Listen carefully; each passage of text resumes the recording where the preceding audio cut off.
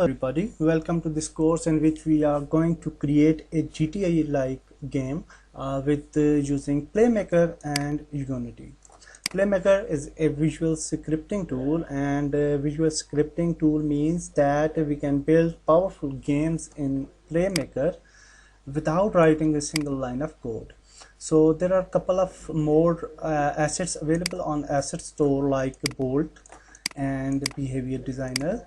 These tools are also very powerful, but we are not going to compare any tool because every tool has its own pro and cons, and we are going to use Playmaker in this specific course with Unity. So first of all, you can download the Playmaker from Fiverr free, and I will share the link in the description, and you can just click on this icon and you can download Playmaker. Also, you can download Realistic Car Controller by clicking this link in the description. I will also share this link. So these assets we are going to use in our project. So let's start with creating a new project. So first of all, please note that we should use latest version of Unity for Playmaker, like 2018 or later. Don't use 5.6 versions or like this series. So we are going to open 2019, and also note that if you have Unity Hub installed on your system, you can use multiple versions at same time in your system. So that's really amazing. Now we can create a new project.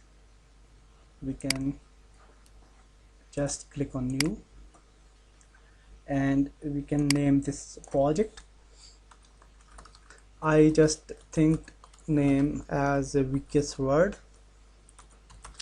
and we will just click on create. It will take some time and our project will be ready. Okay, now our project is ready. We can just drag and drop our Playmaker asset here in assets folder, and now we can just click on import and it will start importing. Okay, it will take some time. Okay, now you will see this window, welcome to Playmaker, and you have to click on install Playmaker, and here we will click on install Playmaker 1.9.0. click on I made a backup, and that's it. Our Playmaker is going to install. Now our installation is complete, and now we can just close this window, and you can check the Playmaker menu here. So in Playmaker menu, everything is fine. We can access everything here. We can open the Playmaker editor and we can start doing something. So in next video, we will explore the Playmaker and we'll learn very basics of Playmaker. Okay, that's it for this video, and in next video we are going to learn some more.